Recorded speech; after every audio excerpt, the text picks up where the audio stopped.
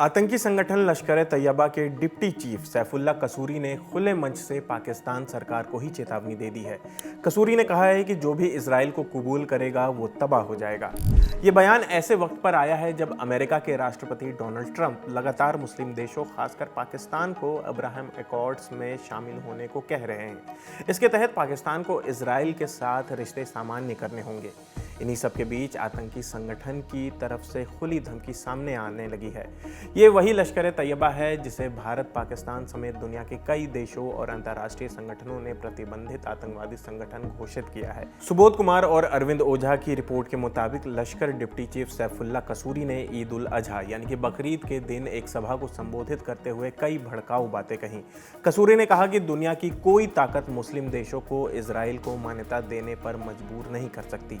कसूरी ने अपने भाषण में कहा कि वो कहते हैं इजराइल और यहूदियों को कबूल कर लो, लेकिन जो भी इजराइल को कबूल करेगा वो बर्बाद हो जाएगा।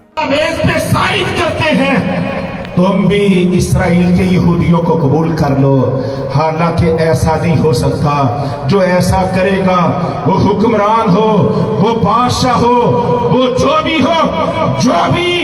इस्राइल को कबूल करेगा वो हलाक हो जाएगा, तबाह हो जाएगा, बर्बाद हो जाएगा। इंशाअल्लाह ये उम्मत मुसलमा हमारा ईमान है, ये किसी तौर पर भी बदमाश दहशतगर्द दुनिया के सबसे बड़े गुंडे इस्राइल को कभी तस्लीम नहीं करेंगे। अपने भाषण में कसूरी ने पाकिस्तान और सऊदी अरब के बीच कथित रक्षा सहयोग का भी जिक्र किया। उसने दावा किया कि इस समझौते के बाद पाकिस्तान की सैन्य पहुंच इजराइल के करीब तक पहुंच गई है। कसूरी ने कहा कि पहले इजराइल पाकिस्तान से 4000 किलोमीटर दूर था, लेकिन आज पाकिस्तान की टेक्नोलॉजी और हमारी ताकत इजराइल से सिर्फ 400 किलोमीटर की दूरी पर मौजूद है। कसूरी ने दावा किया कि पाकिस्तान और सऊदी अरब मिलकर मुस्लिम देशों की अगुवाई कर सकते हैं। रिपोर्ट के मुताबिक भाषण के दौरान उसने जिहाद, शहादत और इस्लाम के दुनिया पर छाने जैसी बातें भी कही हैं। सैफुल्लाह कसूरी पाकिस्तान के आतंकवादी संगठन लश्कर-ए-तैयबा का डिप्टी चीफ है। उसे खालिद के नाम से भी जाना जाता है। ये वही लश्कर है जिसने मुंबई हमलों से लेकर कश्मीर के कई बड़े आतंकी हमलों को अंजाम दिया है। सैफुल्लाह लश्कर के संस्थापक और भारत में वांटेड आतंकवादी हाफिज सईद का बेहद करीबी माना जाता है। सैफुल्लाह पाकिस्तान के पंजाब प्रांत के कसूर जिले का रहने वाला है। राष्ट्रीय जांच एजेंसी यानी कि NIA उसे एक कट्टर आतंकवादी बताती है। उसके सिर पर 10 लाख रुपए का भी इनाम है। सैफुल्लाह अक्सर पाकिस्तान के गुजरांवाला इलाके में देखा जाता है और एक सफ़ेद रंग की एक लग्जरी गाड़ी में चलता है। उसकी सुरक्षा में लश्कर के आतंकवादी हर वक्त आधुनिक हथियारों से लैस रहते हैं।